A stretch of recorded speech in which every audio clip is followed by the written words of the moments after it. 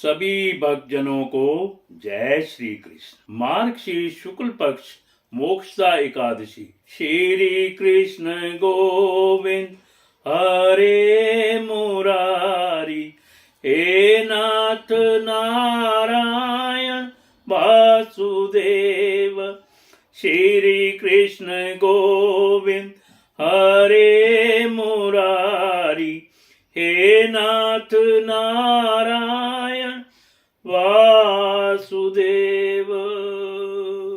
श्री युधिष्ठिर बोले कि हे भगवान श्री कृष्ण, आप सबको सुख देने वाले हैं और जगत के पति हैं, इसलिए मैं आपको नमस्कार करता हूँ। कृपा करके मेरे एक संशय को दूर कीजिए।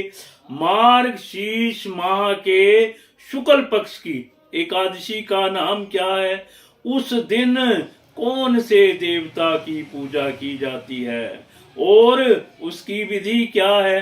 हे भगवान, मेरे इन प्रश्नों का उत्तर देकर मेरे संदेह को दूर कीजिए। भगवान श्री कृष्ण बोले, हे राजन, आपने अत्यंत उत्तम प्रश्न किया है। आप ध्यान पूर्वक सुनिए। मार्गशीर्ष माह के शुक्ल पक्ष की एकादशी मोक्षदा के नाम से प्रसिद्ध है। इस दिन श्री दामोदर भगवान की पूजा धूप दीप नैवेद्य आदि से भक्ति पूर्वक करनी चाहिए। अब मैं एक पुराणों की कथा कहता हूँ। इस एकादशी के व्रत के प्रभाव से नरक में गए हुए माता पिता पुत्र आदि को स्वर्ग की प्राप्ति होती है। आप इसे ध्यान पूर्वक सुनिए।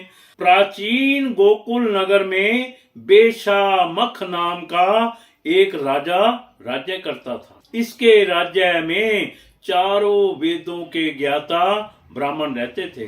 रात्रि को एक दिन स्वप्न में राजा ने अपने पिता को नरक में पड़े देखा। उसको स्वप्न का बड़ा आश्चर्य हुआ। प्रातः काल होते ही वह ब्राह्मणों के सामने अपनी सब स्वप्न कथा कहने लगे। हे ब्राह्मणों, रात्रि को स्वप्न में मैंने अपने पिता को नरक में पड़ा देखा। उन्होंने मुझसे कहा कि हे पुत्र, अब मैं नरक भोग रहा हूँ, मेरी यहाँ से मुक्ति करो। अब मैं क्या करूं, कहाँ जाऊं? इस दुख के कारण मेरा शरीर तप रहा है। आप लोग मुझे किसी प्रकार तप दान आदि को बतावें जिससे मुझको मुक्ति प्राप्त हो। उस उत्तम पुत्र का जीना व्यर्थ है जो अपने पिता का उद्धार ना करे।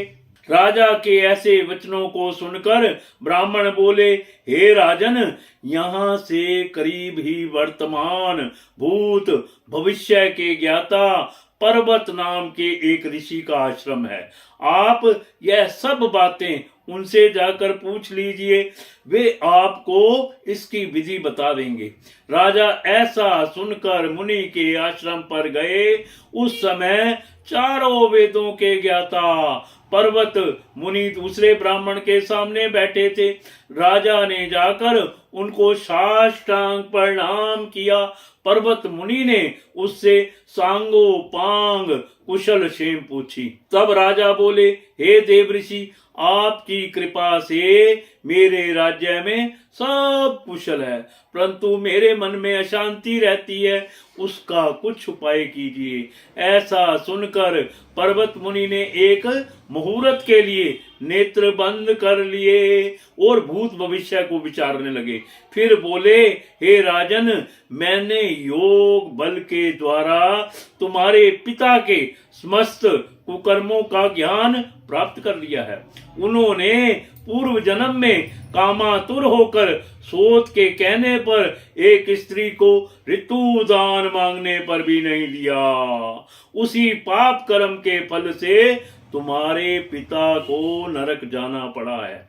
तब राजा बोला, हे भगवान, मेरे पिताजी के उद्धार हेतु आप कोई उपाय बतलाइए। तब पर्वत मुनि बोले, हे राजन, मार्गशीर्ष माह के शुक्ल पक्ष में जो एकादशी होती है, उस एकादशी को आप उपवास करें और उस उपवास के पुण्य को अपने पिता हेतु संकल्प छोड़ दें। उस एकादशी के पुण्य के प्रभाव से अवश्य ही पर्वत मुनि के वचनों को सुनकर राजा अपने महल को आया और कुटुंब सहित मोक्षदा एकादशी का उपवास किया। उस उपवास के पुण्य को राजा ने अपने पिता को संकल्प छोड़ दिया। उस पुण्य के प्रभाव से राजा के पिता को मुक्ति मिली और स्वर्ग में जाते हुए वे अपने पुत्र से बोले, हे पुत्र, तेरा कल्याण हो। ऐसा कहकर वे स्वर्ग को चले गए। मार्गशीर्ष माह के शुक्ल पक्ष की मोक्षदा एकादशी का जो व्रत करते हैं उनके समस्त पाप नष्ट हो जाते हैं और अंत में स्वर्ग लोक को जाते हैं। इस व्रत से बढ़कर मोक्ष देने वाला दूसरा कोई भी व्रत नहीं है। इस कथा को सुनने व पढ़ने से वाजपेयी यज्ञ का फल मिलता है। कथा सार, यह कथा पिता के प्रति भक्ति और दूसरों के लिए पुण्य अर्पित करने की अनुपम गाथा है। इस एकादशी का व्रत केवल व्रत करने वाले प्राणी का ही नहीं बल्कि उसके पितरों का भी भला करता है। अपने किसी सगे सहोदर मित्र बंधु को भी इस व्रत का फल अर्पण करने से उसके भी पापों के कलेशों का नाश हो जाता है। जो साधक माता पिता में ईश्वर को देखते हैं, भगवान विष्णु की असीम अनुकंपा से उनकी समस्त कामनाओं की सिद्धि होती है। मोक्षदा एकादशी संपूर्ण। श्री कृष्ण गोविंद हरे मुरारी, हे नाथ नारायण वासुदेव।